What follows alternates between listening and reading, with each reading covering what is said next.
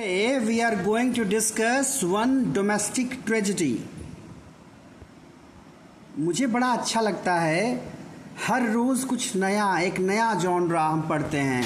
हाँ, कभी इस एज की बात करते हैं, कभी उस एज की बात करते हैं, कभी कॉमेडी पढ़ते हैं, कभी ट्रेजेडी पढ़ते हैं, तो कभी नॉवेल पढ़ते हैं, तो कभी प्रोज पढ़ते हैं।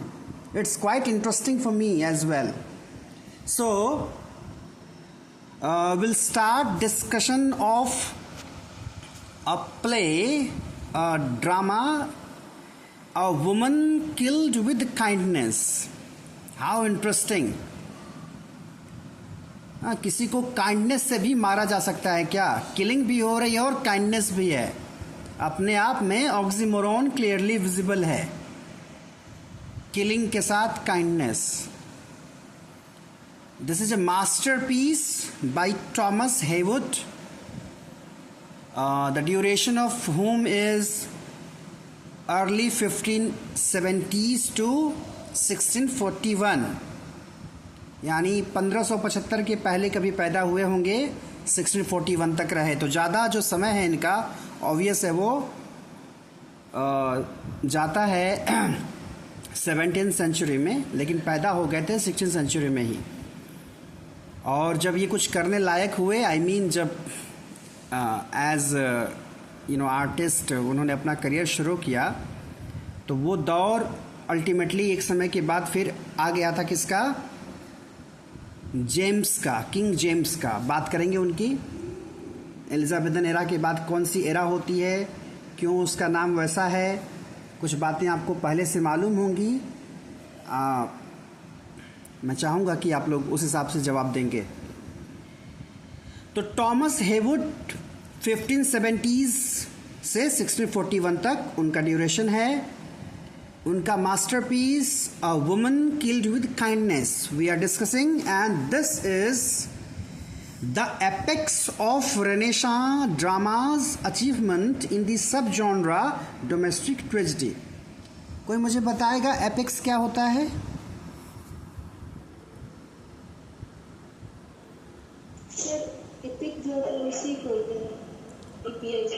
नो, एपेक्स पूछ रहा हूं मैं, APEX।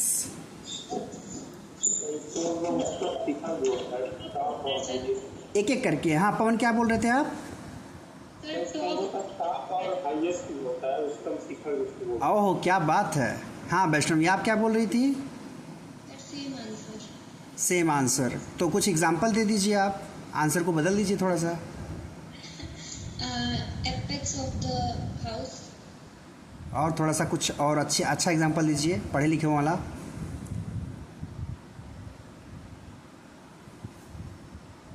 Have you heard the phrase apex court? Apex court किसको कहा जाएगा भारत में?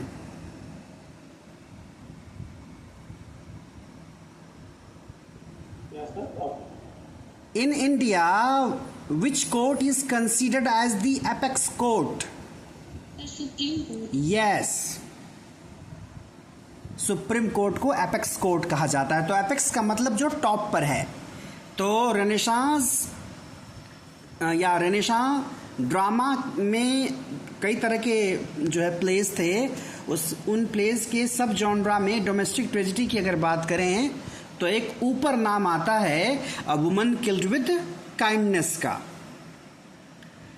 1603 was the year when this particular play was performed. ऊपर देखिएगा, मैंने ब्रैकेट में लिख दिया है। तरीका मैंने पहले भी बताया है। ड्रामा के नाम के साथ ब्रैकेट में ईयर लिखिए। That will be the year और the date of premiering that particular drama. वो ड्रामा पहली बार परफॉर्म कब किया गया, वो समय होगा उसका। और पहली बार पब्लिश हुआ था यह 1607 में। एक बार और डिस्कस किया था मैंने। नॉट जो मैं बोलता हूं 1607, उसमें नॉट की स्पेलिंग क्या है?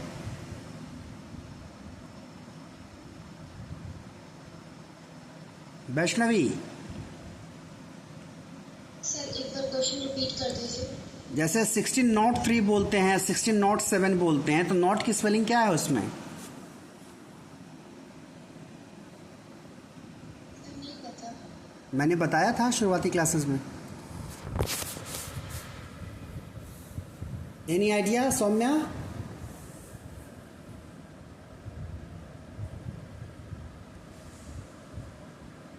No, sir. NAUGHT, that not is being used here. वो NOT नहीं है, ठीक है। अगर NOT होता तो नॉट बोलते ना।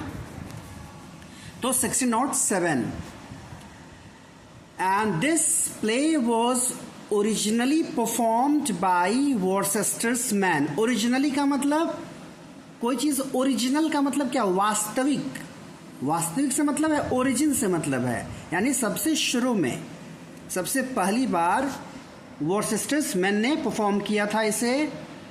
ये कौन सी कंपनी है, क्यों ज़रूरी है इसके बारे में जानना? The company for which Heywood acted and wrote in the early Jacobian era. इस कंपनी के लिए उन्होंने लिखा भी था, टॉमस हेवुड ने, और इसमें एज एक्टर परफॉर्म भी किया था।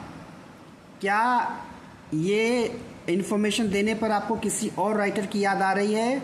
हु वॉज अ राइटर और playwright as well as actor? Sir, William Shakespeare. Yes, William Shakespeare. Yeah, he used to perform in his plays as well. अपने ही लिखे ड्रामा में परफॉर्म किया करते थे। हालांकि शेक्सपियर जो हैं, शेक्सपियर का जो कैरेक्टर है वो भी बड़ा मिस्टीरियस कह लें, मिस्टीरियस है। कई लोग कई तरह की बातें करते हैं कि मतलब जिसको हम शेक्सपियर के रूप में जानते हैं एग्जैक्टली वही शेक्सपियर थे या कोई और शेक्सपियर थे। There is a very beautiful movie Shakespeare in love, Hollywood movie है, कभी आप लोग देखिएगा। एक अलग ही कॉन्सेप्ट मिलेगा आपको शेक्सपियर का, जो नॉर्मली हम किताबों में पढ़ते हैं तो बस जानते हैं कि कोई आदमी रहा होगा शेक्सपियर नाम का, और एक हम जो है उसकी पिक्चर देख लेते हैं जो हमें दिखाई गई है। आप जब उस मिस्ट्री में घुसेंगे तो बहुत सी जो है चीज़ें अनफोल्ड होंगी वहाँ पर। So Jacobean era lies in between 1603 to 1625। 1603 very important to remember. ये समय कौन था? जैकोबियन एरा क्यों बोलते हैं इसको? इसका जवाब कौन देगा?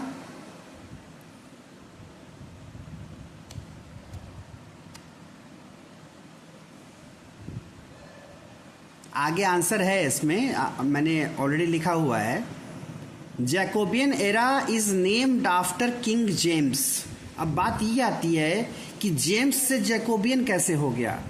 तो जेम्स का लैटिन वर्जन होता है जैकब, और जैकब से हो गया जैकोबियन।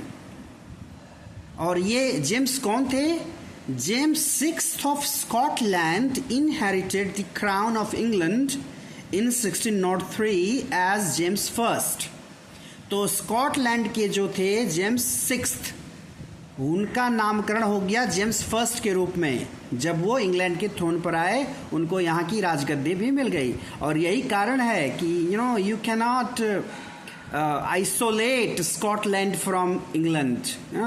स्कॉटलैंड आयरलैंड जब तब आते ही रहेंगे, and that is why we need to know the concepts of UK, Great Britain or a separate England. तो किंग्स जेम्स जब थ्रोन पर आए 1603 में, थे वो जेम्स सिक्स्थ स्कॉटलैंड के। जब इंग्लैंड की गद्दी पर आए तो वो हो गए जेम्स फर्स्ट, ये याद रखिएगा। और तब से वो जैकोबियन एरा शुरू हुआ, और उसी के शुरुआती दौर में जो है वॉर्सेस्टर्स मैन के लिए टॉमस हेवुड ने लिखा भी, परफॉर्म भी किया एज एक्टर। अगला पॉइंट है क्वार्टो की पब्लिकेशन से जुड़ा हुआ। पिछले क्लासेस में याद करिए, नहीं याद है तो पीछे जाके PDF में चेक करिएगा। क्वार्टो और फोलियो का डिफरेंस बताया था मैंने। क्वार्टो किसे कहा जाता है, फोलियो किसे कहा जाता है? नॉर्मली हम क्या करते हैं, हम याद कर लेते हैं शेक्सपियर का फर्स्ट क्वार्टो कब पब्लिश हुआ, सेकंड क्वार्टो कब पब्लिश हुआ, फर्स्ट फोलियो कब आया, सेकंड फोलियो कब आया। ये जानने की कोशिश नहीं करते कि क्वार्टो क्या होता है, फोलियो क्या होता है। Try to get that. तो फर्स्ट क्वार्टरो आया था 1607 में, जिसको पब्लिश किया था विलियम जैगर्ड ने, और दूसरा क्वार्टरो जिसमें पब्लिश हुआ था ये ड्रामा, वो उनके बेटे आइजक जैगर्ड ने किया था 1617 में, 10 साल बाद। तो कभी कभी ऐसे क्वेश्चंस भी आ जाते हैं कि किस क्वार्टर में कब पब्लिश हुआ था एक particular play.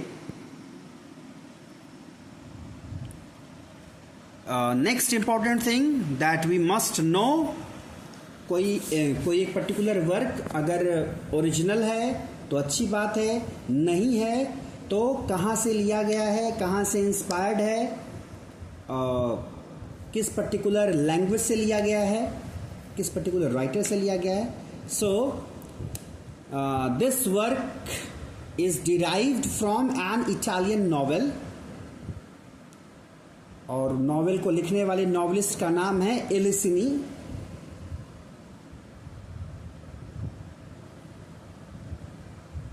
which was translated into English and published in the Palace of Pleasure। अब यहाँ थोड़ा सा कंफ्यूजन है, पैलेस ऑफ प्लेजर वर्क का नाम है तो उसमें इन क्यों लिखा, होना चाहिए एज। लेकिन बात यह है कि जो एलिसिनी ने नॉवेल लिखा था इटालियन में, उसका इंग्लिश ट्रांसलेशन किया था किसने, विलियम पेंटर ने 1566 में। तो उन्होंने एक एंथोलॉजी पब्लिश की थी ट्रांसलेशंस की, एक पर्टिकुलर वर्क क्यों ट्रांसलेट नहीं किया था, एक एंथोलॉजी, बड़ी एंथोलॉजी है, and for that William Painter is known to the world.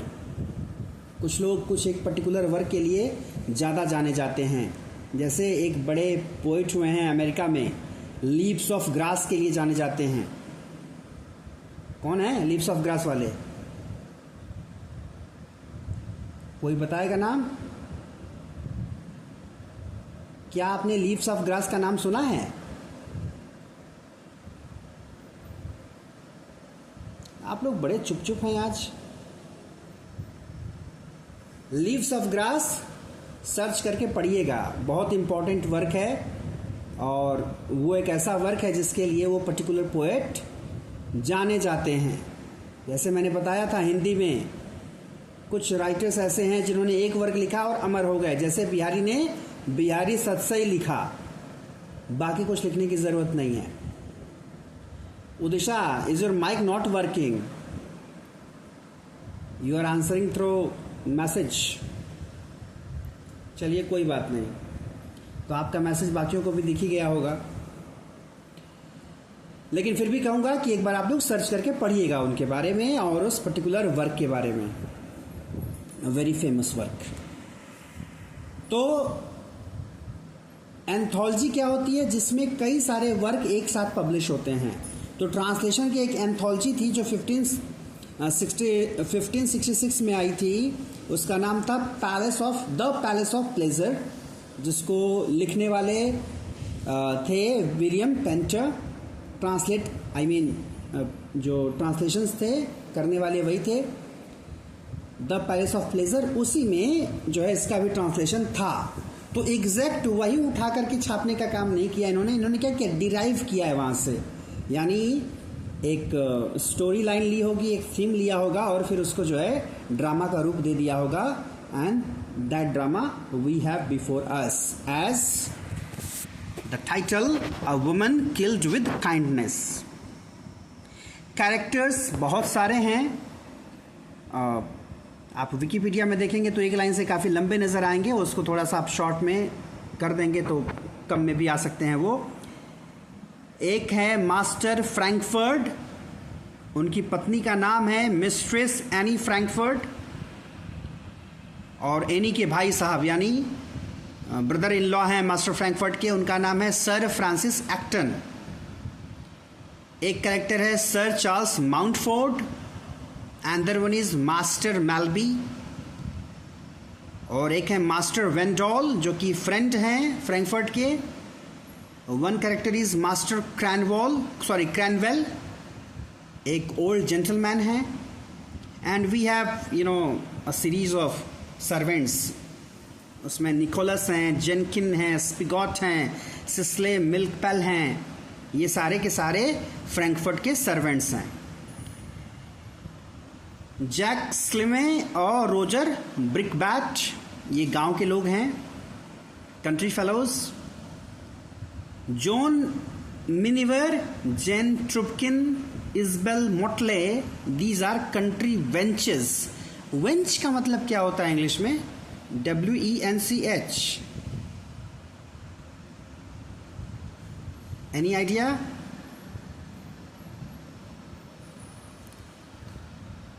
Wench is an archaic term used for women or girl. Sometimes थोड़ा derogatory way में भी यूज किया जाता है. It is also used for prostitutes as well. और उसके अलावा जो कैरेक्टर्स हैं, फाल्कनर है और सुजैन है जो कि चार्ल्स की सिस्टर हैं, जो ऊपर हमने पढ़ा, चार्ल्स माउंटफोर्ड। शेरिफ हैं। शेरिफ क्या होता है? इसका तो आंसर मिल जाना चाहिए मुझे। Do you know what sheriff is? SHERI, yes, SHERIFF, police head. Udisha, that's why we miss you very much when you are not here. You have several problems with your, technical gadgets. तो शैफ्टॉन है एक, और Charles के uncle हैं old Mountford. One is Sandy, other is Roder. Sandy जो है, कोई बात नहीं, ठीक है, at least you are here, we are very happy. तो चार्ल्स का फॉर्मर फ्रेंड यानी पुराना दोस्त है, अब शायद नहीं हो वो सैंडी। और रोडर जो है वो चार्ल्स का टेनेंट हुआ करता था। टाइडी जो है वो चार्ल्स कजिन है, और फ्रैंकफर्ट के और एनिस के चिल्ड्रन, ये सारे कैरेक्टर्स हैं। So these are the characters. One very interesting thing that I have found in this particular play, इसमें जब आप एक्ट्स का डिवीज़न देखेंगे, नॉर्मली तो ज़्यादातर आप इंग्लिश लिटरेचर में जो देखते हैं ड्रामा, वो 5 एक्ट्स में ही होते हैं। 5 एक्ट्स में अलग अलग सीन होते हैं, और सब में जो है एक्ट तो पहला दूसरा चलता है, सीन भी शुरुआत से उसमें क्रम से होती है। हाँ, हर एक्ट में सीन की शुरुआत भी 1 2 3 से होती है। Act 1 scene 1, act 1 scene 2, act 3 scene 1, act 3 scene 2, like that. लेकिन इसमें जो है आप एक्ट के साथ सीन का डिवीज़न देखेंगे तो थोड़ा सा इंटरेस्टिंग है, दैट इज़ डिफरेंट। देखिए, इसमें एक्ट 1 जो है उसमें लिखा है, kindly open the Wikipedia, scene 1st to 3rd, और वही आप एक्ट 2nd में आएंगे तो उसको लिखा है scene 4th to 6th। Act 3rd में scene 6th to 10th। Act 4 में सीन 11 to 13। एक्ट 5th में scene 14 to scene 27। No, XV है ना, तो ये कितना हो गया? 17। यस, तो ये डिवीज़न है एक्ट के हिसाब से सीन का। सब में ऐसा नहीं कि सब में सीन 1 से शुरू है। So will try to sum this up as soon as we can.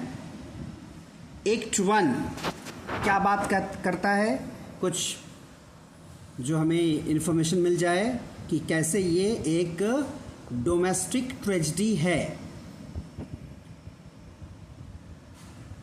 Even जब डोमेस्टिक ट्रेजेडी की बात आती है तो एक और टर्म याद आता है लिटरेचर में, किचन सिंक ड्रामा। नाम सुना है आप लोगों ने?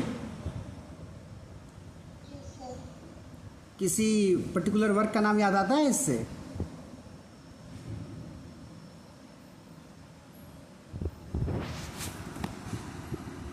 A very famous play by John Osborne, Look Back in Anger. Yes, पढ़ा है Look Back in। Yes, याद आया। हाँ, याद आया सर, लेकिन भूल जाना ठीक नहीं है सर। अभी आप लोग you are currently in PG, तो याद रखें, काम आएगा। तो डोमेस्टिक ट्रेजेडी के रूप में देखते हैं कि कैसे इसकी कहानी चलती है। Anne and Frankford are celebrating their wedding and his family remarks how well suited she is for marriage and how well she is taking to it so far. और ऐसे ही होता है, when the couple are there, when they are very happy together and people see and admire them, and lo, degeneration starts taking place. लोग कहते हैं आजकल तो बड़ा चलता है सोशल मीडिया पर कि बहुत खुशियाँ साझा मत करिए, नज़र लग जाएगी। नज़र लग जाती है लोगों की। तो they are celebrating their wedding. Anne के फैमिली वाले कहते हैं कि बहुत अच्छे से सब कुछ चल रहा है, इट्स वेरी गुड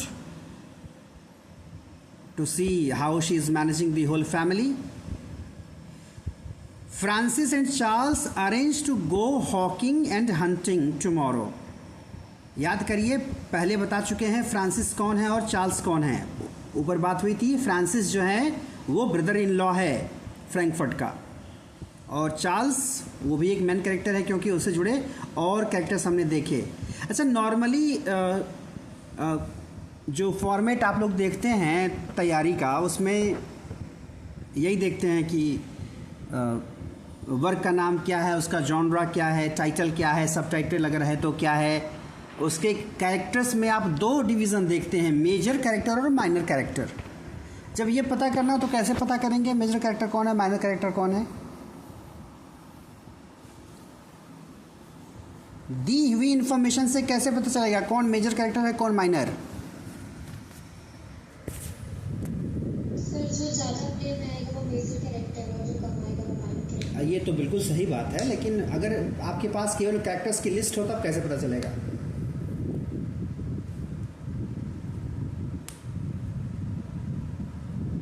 अभी मैंने लिस्ट शेयर की थी ना ऊपर। जी सर, बताएं। सर, मुझे लगता है सर उसके साथ सबका रिलेशन बताया जाएगा। Very good sir, yes, that is good observation. यही होता है। जी सर। ऊपर हमने देखा कि हमने कई कैरेक्टर्स को देखा, तो कई जो हैं खुद अकेले स्टैंड कर रहे हैं, उनको किसी परिचय की जरूरत नहीं है कि ये किसका चाचा है, ये किसका मामा है, ये किसका साला है। हाँ, जैसे फ्रैंकफर्ट के बारे में जब हमने पढ़ा तो उसमें नहीं लिखा है कि फ्रैंकफर्ट किसका भाई है, किसका पति है, क्या है। फ्रैंकफर्ट को सेंटर में रखा, उसकी वाइफ के बारे में बात हो रही है, उसके फ्रेंड के बारे में बात हो रही है, उसके ब्रदर इन लॉ के बारे में बात हो रही है। एक और कैरेक्टर जो था चार्ल्स के चाचा के बारे में हमने बात की। हाँ, उसके फ्रेंड के बारे में बात की, उसके टेनेंट के बारे में बात की। तो इस तरह से जिसके रिलेशन में बाकी आते हैं वो सब माइनर हो जाएंगे, और जिसको हम सेंटर में रखने की कोशिश करते हैं वो मेजर कैरेक्टर हो जाएंगे। बहुत अच्छी बात है। तो Francis and Charles arrange to go hawking and hunting. जाने वाले थे ये लोग।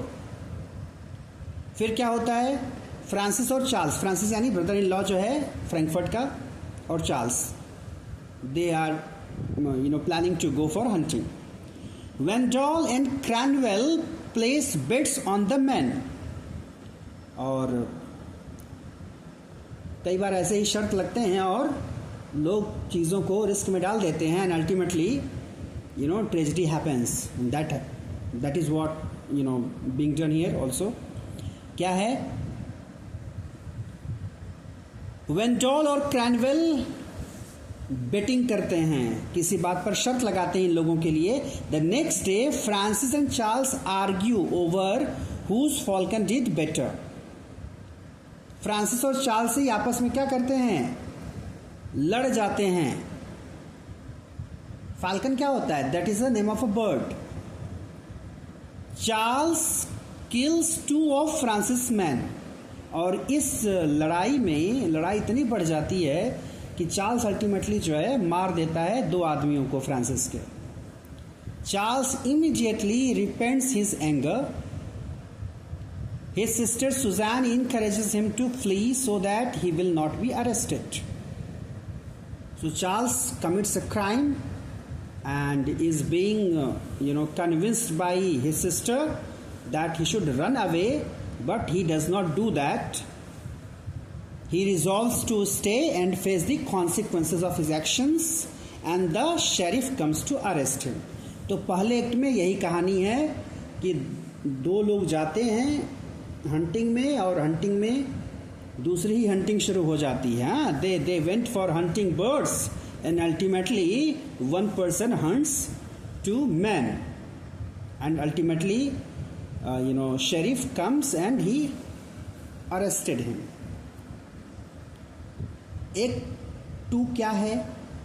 Frankfurt ruminates on how lucky he is by birth and station, but mostly because he has such a lovely wife. तो अभी जो है क्या बोलते हैं उसको? This happens when one is there in a marriage, the early years, early days. One very experienced person is here, Manu sir. Yes, sir. How many years, have been till today of your marriage? So 13 years old. 13 years. 13 years. तो 13 years के क्या experience है sir? शुरुआती सालों का अनुभव कैसा रहा और अभी का कैसा है? सर हमारा सही रहा शुरू से अब तक. अभी तक सब कुछ सही है. हाँ जी. So you can. Example. So you may very aptly correlate with this character. Frankfurt की तरह. फ्रैंकफर्ट जो है Yes, sir. बड़ा खुश है. He is lucky. He says he is lucky and by birth and but mostly because he has such a lovely wife. So now he tries to convey that he is lucky obviously, but he is very lucky that he is having that lovely wife. Wendell arrives with news of the fight between Charles and Francis. और तब तक जो है वेंडोल आकर के बताता है कि चार्ल्स और फ्रांसिस जो है लड़ लिए हैं. Frankfurt welcomes him and takes him in. The servant Nick does not like Wendell and swears he'll refuse to serve him. बड़ी इंटरेस्टिंग बात है. Sometimes it's very ironical. कभी सर्वेंट कह दे कि हम नौकर थोड़ी हैं. जैसे आजकल जो ट्रेंड है, कुछ ऐसे भी आपको बिगर्स मिलेंगे रोड पर जिनको अगर आप 1 रुपए देंगे तो हो सकता है वो फेंक कर कहें भिखारी समझ रखा है क्या. तो यहाँ जो कैरेक्टर है उसका नाम है निक. निक पसंद नहीं करता वेंटोल को और इसलिए वो उसको सर्व करने से मना कर देता है. ये काफ़ी इंटरेस्टिंग है कि अब इसमें कई तरह के साइकोलॉजिकल पर्सपेक्टिव्स भी हो सकते हैं. But when a servant is servant, अब मालिक के साथ सामने जो आएगा जिसको मालिक अपना जो है एक रिस्पेक्टेबल इंसान समझता हो, तो a servant must obey. But here we are having a different kind of mentality with Nick, जो कि सर्व करने से मना कर देता है. Charles has been cleared of all charges, but it has cost him everything he has, and now he is a plain countryman. मतलब example आप 17th सेंचुरी में देख रहे हैं कि सारे चार्जेस खत्म. कैसे? तो जो कुछ भी था उनके पास सारा फॉर्च्यून, उनका फॉर्च्यून बड़ा अच्छा वर्ड होता है, यूज़ किया जाता है. इवन विक्टोरियन एरा में तो ये जो नॉर्मली हम फॉर्च्यून का मतलब भाग्य से लेते हैं, but in Victorian era we had the concept of fortune. जिसके पास प्रॉपर्टी जितनी हो उतना ज़्यादा कहा जाता था कि he had a good Fortune. तो यहाँ he lost each and everything that he had. वो एक प्लेन कंट्रीमैन बन जाता है, एक आम आदमी बन जाता है. यानी उसकी स्थिति बहुत खराब हो जाती है चार्ल्स की.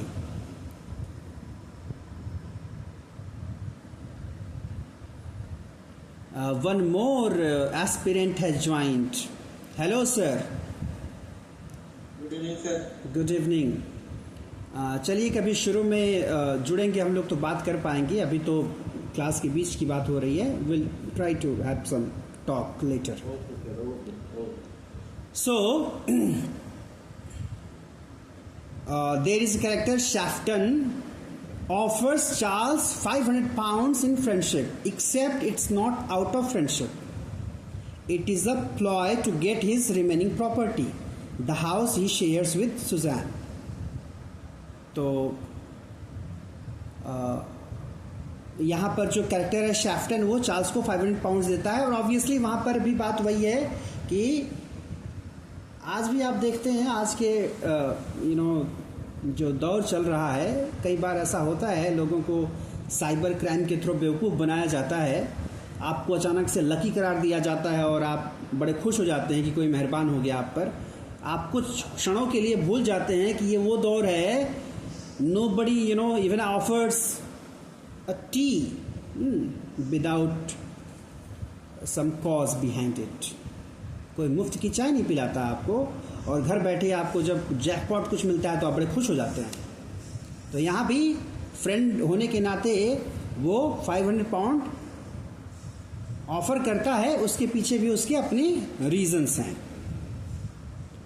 वेंडोल is in love with Anne and is trying to ignore his feelings, not least because he loves Frankfurt so much. One case of extramarital emotion, I must say, affair बोलना शायद गलत हो जाएगा, और खैर अभी तो वेंडोल शादीशुदा है कि नहीं पता नहीं, but he has that feeling for any. भूलिए मत, any is wife of Frankfurt. Frankfurt के पास गए हैं, उनका स्वागत किया जा रहा है, and he is having secret emotions, secret feelings towards his hostess wife. जिसका स्वागत होता है वो गेस्ट यानी मेहमान, और जो स्वागत करता है वो होस्ट यानी मेजबान। तो he confesses his love to her anyway, and though she is horrified at first, she begins to melt. लीजिए, so extramarital emotion is now converted into extramarital affair. शुरुआत में उसको डर लगता है एनी को, बट वो जो आपने अगर कभी जाकिर खान को सुना होगा, पिघल जाना, पिघलने वाली बात, तो अच्छे से आप रिलेट कर पाएंगे। तो वो सख्त नहीं रह पाती बेचारी, ultimately she starts melting.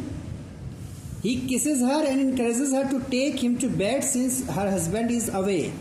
Nick witnesses the end of their exchange and swears to kill Wendell for abusing his mistress thus. अब यहाँ देखिए कितनी अच्छी बात क्लियर हो गई कि निक जो पसंद नहीं करता मालिक के गेस्ट को, क्योंकि उसको पता है इसका कैरेक्टर क्या है, और ultimately see how he means Wendell manipulates the wife of Frankfurt. Annie को ultimately that extramarital emotion is converted into extramarital affair. They had physical relation, और वो देख लेता है और ये प्लान कर लेता है कि अब इनको हम मार देंगे। that servant, अब क्या इमोशन रहा होगा उसका। Charles and Suzanne are very poor, but thankful that they have a roof over their heads and each other. अच्छा, ये जिस तरह से इसमें स्टोरी जा रही है, this reminds me of Middlemarch. नाम सुना आप लोगों ने मिडिल मार्च का? जी sir. A novel by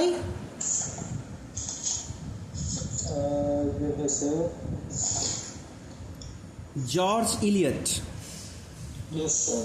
Mary Ann Evans. उसमें भी आपको कई कैरेक्टर्स मिलेंगे, कई कपल्स मिलेंगे, उनकी अलग अलग लाइफ जो है आपको देखने को मिलेगी, अलग अलग प्लॉट चलेंगे साथ में, कौन किस तरह की सिचुएशन में रह रहे हैं और कैसे ज़िंदगी को जी रहे हैं। तो here one more couple that we are having is Charles और सुजैन।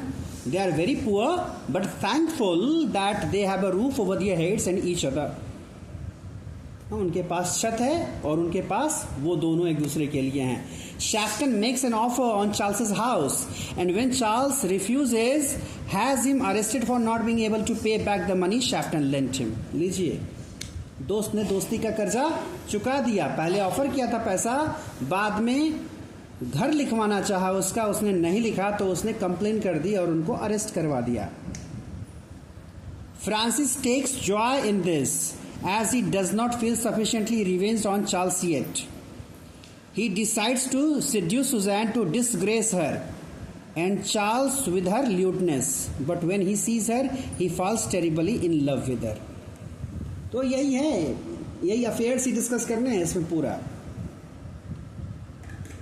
तो जब फ्रांसिस को पता चलता है कि चार्ल्स को फिर से पनिशमेंट दी जा रही है तो बड़ा खुश होता है, क्योंकि वो चाहता है कि बदला पूरा हो जाए जो उसने किया था। उसके साले के आदमियों को मार दिया था उसने। और अगेन मतलब जो फ्रांसिस के बारे में यहाँ पर बात हो रही है, फ्रैंकफर्ट के बारे में बात नहीं हो रही। तो फ्रांसिस के साथ ही ये काम हुआ था, इसीलिए Francis ultimately tries to seduce Charles wife, but when he saw her he fell in love with her. यहां पर आपका एक्ट 2 कंप्लीट हो जाता है। In act 3 what we have, Nick tells Frankfurt about Wendell and Annie. बता देता है नौकर अपने मालिक को जो उसने देखा है। At a card game after dinner where the conversation is full of double speak, Frankfurt begins to believe it and works out a plan to catch them in the act. He retires to bed early. जब उसको पता चल जाता है Frankfurt को कि ऐसा हो रहा है, सी दी आयरनी। आप कभी कोई मूवी देखते हैं, आप साउथ की मूवी देखिए, आप इंडिया की मूवीज़ देखिए, जो इंडिया साउथ भी इंडिया में ही है। आप बॉलीवुड की कोई मूवी देखिए पुरानी वाली, परिवार की जो कहानी दिखाते हैं सब, ऐसा क्यों होता है कि शुरू में आप देखेंगे सब कुछ बड़ा अच्छा चल रहा है, एवरीबडी इज़ हैप्पी, सब एक दूसरे के लिए जान दिए जा रहे हैं, बड़े खुश हैं सारे के सारे। और फिर जो है स्टोरी लास्ट में या बीच में जाते जाते चीज़ें इतनी गड़बड़ हो जाती हैं कि मतलब लगता है कि कितना हंसता खेलता परिवार था और अचानक से ये क्या हो गया, किसकी नज़र लग गई। ये सिचुएशन दिखाई जाती है और ज़्यादा इंटेंसिफाई करने के लिए। तो यहाँ भी आपने देखा था शुरुआत में क्या दिखाया था, that they are celebrating their marriage. और अब देखिए क्या सिचुएशन आ गई एक थर्ड में आते आते। जब पता चलता है फ्रैंकफर्ट को तो वो प्लान करता है कि इन लोगों को रंगे हाथ पकड़ेगा। Suzanne pleads for help from various friends and family members who all cast her off. अब देखिए ये दूसरा प्लॉट चल रहा है, उधर फ्रैंकफर्ट का एक प्लॉट चल रहा है, इधर एक प्लॉट चल रहा है सुजैन का और चार्ल्स का। चार्ल्स गया है जेल में तो सुजैन जो है परेशान है। She despairs and Francis sends her money, she rejoices, but when she learns it is from him she refuses it.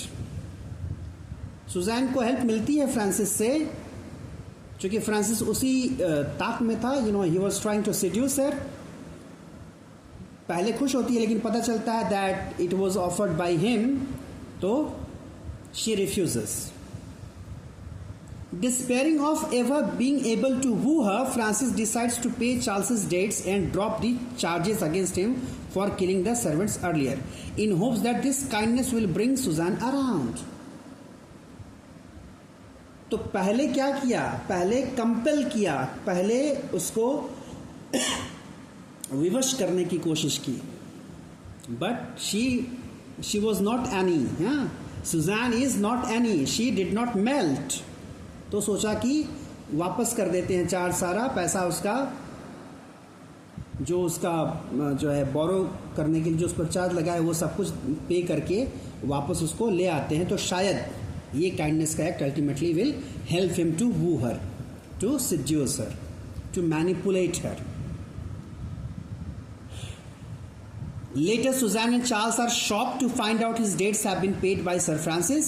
Suzanne surmises this must be because of his love for her, and Charles seems to think that by giving Suzanne to Sir Francis, he can repay all. और ऐसा दिखता है, ऐसा लगता है इस act के ख़त्म होते होते, एक थर्ड के, ये डिसाइड कर लेता है चार्ल्स कि शायद जो उसने फ्रांसिस ने उसकी हेल्प की है, ultimately he can pay that back by using his own wife, by sending his own wife. It seems. What happened in Act 4th?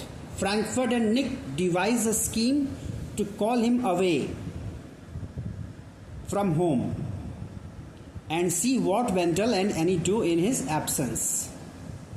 As he departs, Wendell convinces Annie to take their dinner in her private chambers, which will no doubt lead to desert of a carnal nature. Carnal, you understand? C-A-R-N-A-L. क्या होता है carnal? Carnal desire, very famous phrase. This is used for physical desire. So carnal nature means एक माहौल बनाकर दोनों दे देते हैं, Frankfurt और निक, कि फ्रैंकफर्ट कहीं बाहर जा रहे हैं तो फिर मौका मिल जाएगा वेंडॉल को और एनी को साथ में होने का, और नौकर कह देता कि बाकायदे आपके प्राइवेट चैम्बर में आपको पहुंचा दिया जाएगा आपका dinner. Frankfurt and Nick sneak home in the night and Frankfurt finds Annie and Wendell in bed together. He chases Wendell out and expresses his disappointment in Annie. He calls for their two children and scones her in front of them. रंगे हाथ पकड़ने वाला था, पकड़ लेता है. He caught them right, red-handed. Wendell को chess करता है, एनी को जो है खूब, he chides her, scolds her very much. बच्चों को बुला के उनके सामने भी डांटता है. He calls for their two children. अच्छा, after a bit of time he pronounces his sentence on her. She is to take all her furniture, all her clothes and everything that belongs to her, choose which servants she likes best, remove herself to the manor house 7 miles away where she can live out her days in peace. अच्छा, अभी भी मतलब even this can be considered as an act of kindness. सब कुछ पाने के बाद बस ये करता है, he tries to dissociate himself from her.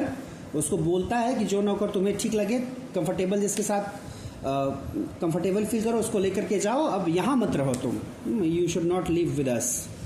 जाओ अपनी जिंदगी शांति में गुजारो. Moreover, she will never again be allowed to communicate with Frankfurt or the children in any way. और यही ट्रेजेडी होगी उसकी, यानी कि फ्रैंकफर्ट को लगता है कि वो अपने बच्चों से उसको मिलने न दे और उससे मिलने न दे, कोई कम्युनिकेशन न रहे उनमें. So see how the fall of character or the fall of positive emotion, one drawback, one flaw that ultimately degenerates one's character and leads her to be the victim of a tragedy.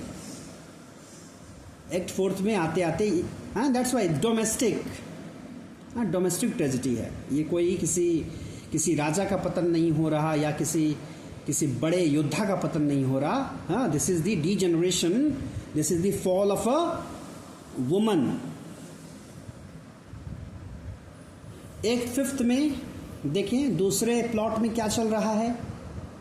Charles dresses up Suzanne and takes her to Sir Francis to be his bride and repay the debts.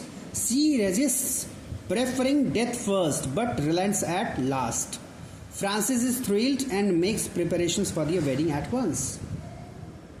तो जो हमने देखा था पीछे, लग रहा था कि वो तैयार हो रहा है चार्ल्स, और अल्टीमेटली वो तैयार हो जाता है, सुजन को लेके पहुंच जाता है फ्रांसिस को सौंपने के लिए. कहता है you may marry her now. शुरू में वो मना करती है, बाद में ultimately she surrenders. And due to that Francis becomes very happy and trying to be prepared for the wedding.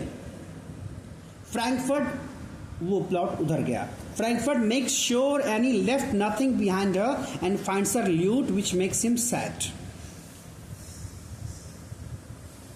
ये कोशिश करता है कि उसका कोई सामान, उसकी कोई जो है बिलोंगिंग्स रह न जाए, लेकिन कुछ छूट जाता है. And that makes him sad. Nick sets off with it to overtake her. Cranwell departs for Sir Francis to let him know what's happened between Frankfurt and his sister. And he's sad on the road to the manor house. Nick arrives with the lute and she tells him to swear to Frankfurt that he saw her sad and that she will never again eat or drink. पहुंचाने जाता है lewd उसको, उसका नौकर, वो बोलती है कि जाके बता देना कि वो खाएगी पिएगी कुछ नहीं. Wendell encounters them and hopes to comfort Annie, but she calls him the devil and flies. और ऐसे सिचुएशन में वेंडोल फिर आता है, फिर उसको कन्विंस करने की कोशिश करता है, उसको कंफर्ट देने की कोशिश करता है, but now she had met with the consequences of her deed, so she does not entertain him.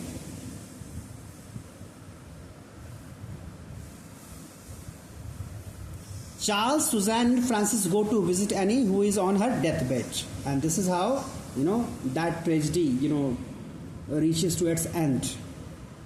Charles, Susan, Francis सब जाते हैं मिलने, but Annie was on her deathbed. They tell her Frankfurt has agreed to see her. He arrives and forgives her.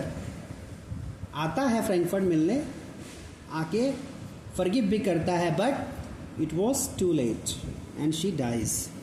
Frankfurt laments, which restores the social and patriarchal order at the end of the play. So, अब अगर literature के perspective से इसको देखकर समझने की कोशिश करें, जो लास्ट में सेंटेंसेस में लिखा हुआ है,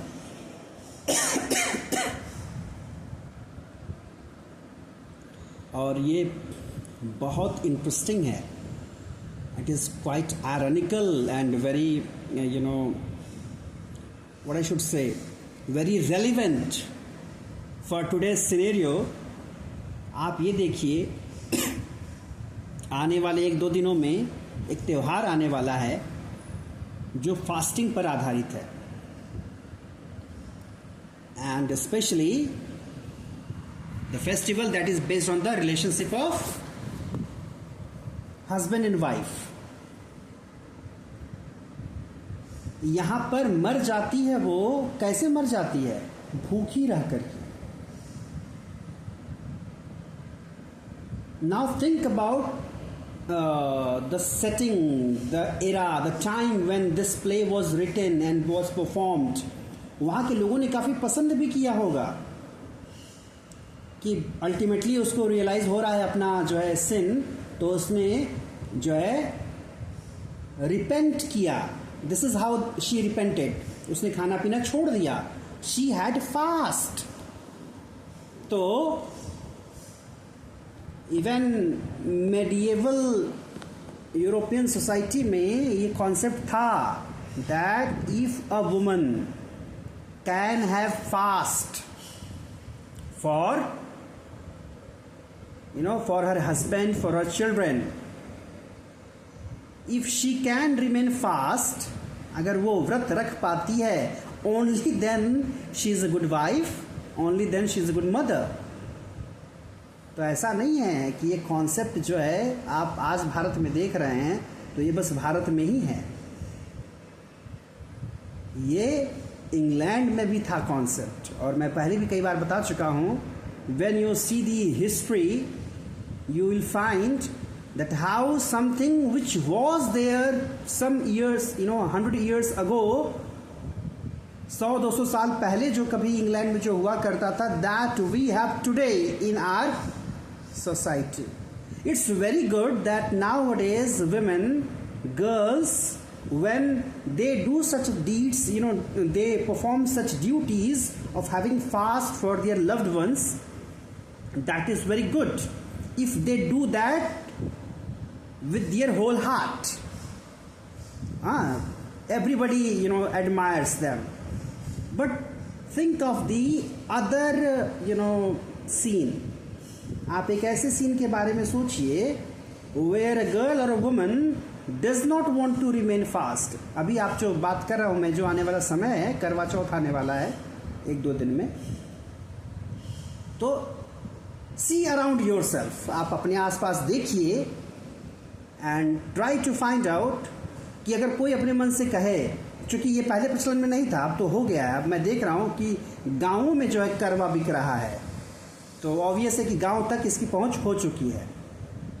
तो अगर इफ अ वुमन और अ गर्ल डज नॉट पे हीड ऑन दैट, अगर वो मना करे तो उसकी क्या इमेज है सोसाइटी?